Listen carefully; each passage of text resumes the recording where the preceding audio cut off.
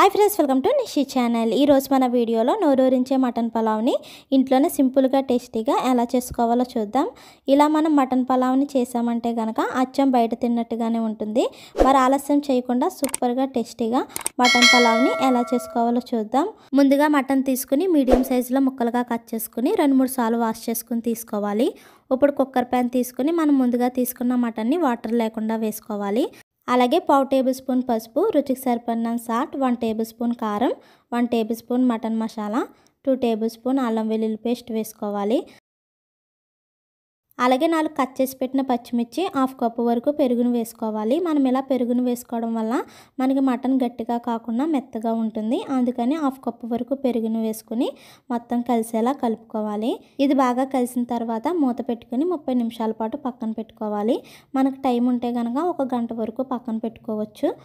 ఇప్పుడు 30 నిమిషాలు అయిన తర్వాత మూత తీసుకుని మరొకసారి మొత్తం కలుపుకోవాలి. మనకి ఇలా 30 నిమిషాలు అయ్యేసరికి మటన్లో ఉన్న వాటర్ కొంచెం సెపరేట్ అవుతూ ఉంటుంది. అందుకని వాటర్ వేయకుండా కుక్కర్ మూత పెట్టుకుని 4 లేదా 5 విజిల్లు వచ్చేంత వరకు ఉడికించుకోవాలి. ఇది ఉడికేలాగా మరొక పక్కన బౌల్ తీసుకుని 1 గ్లాస్ వరకు బాస్మతి రైస్ తీసుకోవాలి. మనకి మటన్ పలావ్ కాబట్టి కొంచెం పొడి పొడిగా రావాలి అంటే ఇలా బాస్మతి రైస్ తీసుకుని 2 సార్లు వాష్ చేసుకుని తీసుకోవాలి.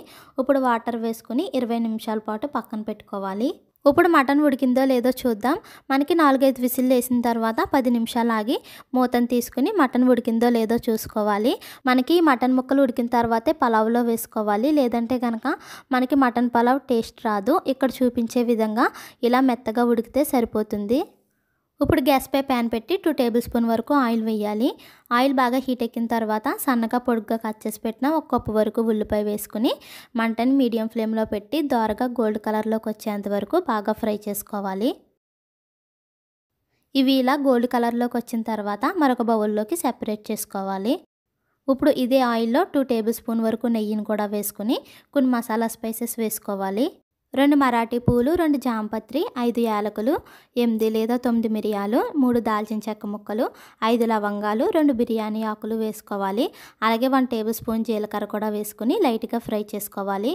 ఇవి కొంచెం వేగిన తర్వాత మనం ముందుగా ఉడికించుకున్న మటన్ని వాటర్ లేకుండా ఓన్లీ మటన్ ముక్కల్ని వేసుకుని మరో 2 నిమిషాల పాటు మంటను మీడియం ఫ్లేమ్లో పెట్టి ఆయిల్లో బాగా ఫ్రై చేసుకోవాలి. ఇలా 2 నిమిషాలు వేగిన తర్వాత మనం ముందుగా వాష్ చేసుకున్న రైస్ని తీసుకుని వాటర్ లేకుండా వేసుకోవాలి.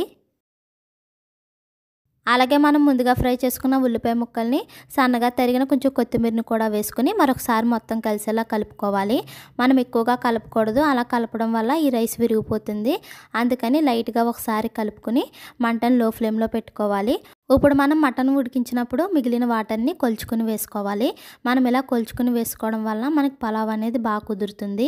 మనం ముందుగా ఈ వాటర్ని ఎన్ని ఉన్నాయో కొలుచుకుని వేసుకోవాలి. మనం తీసుకున్న 1 గ్లాస్ రైస్కి 2 గ్లాసుల వరకు వాటర్ వేసుకోవాలి. అంటే మనకి మటన్ ఉడికించిన వాటర్ 1 గ్లాస్ వరకు ఉన్నాయి కాబట్టి మరొక గ్లాస్ వరకు వాటర్ వేసుకోవాలి. ఇలా మనం 2 గ్లాసుల వరకు వేసుకోవాలి.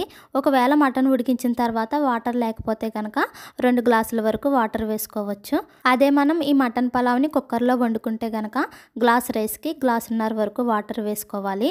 మనకి ఈ రైస్ పొడి పొడిగా ఉండాలంటే కనుక 1.5 గ్లాసున్నర వరకు వాటర్ వేసుకోవాలి. ఇలా వాటర్ వేసిన తర్వాత మరొకసారి మొత్తం కలిసేలా కలుపుకోవాలి. ఇది కలిసిన తర్వాత మనం రైస్కి సరిపడినంత సాల్ట్ వేసుకోవాలి.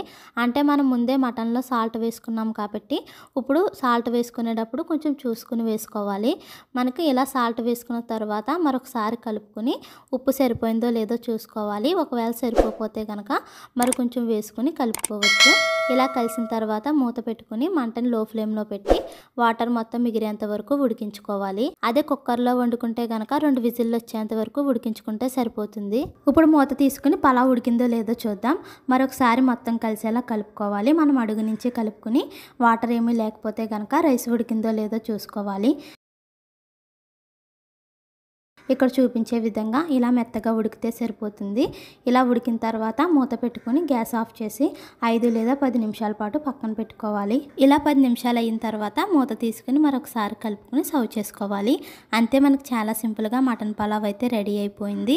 మీరు కూడా ఒకసారి ఇలా ట్రై చేసి చూడండి. ఈ వీడియో మీకు కూడా నచ్చినట్లయితే ప్లీజ్ లైక్ చేయండి, షేర్ చేయండి, సబ్స్క్రైబ్ చేసి పక్కనే ఉన్న బెల్ బటన్ని క్లిక్ చేయండి. Thank you for watching.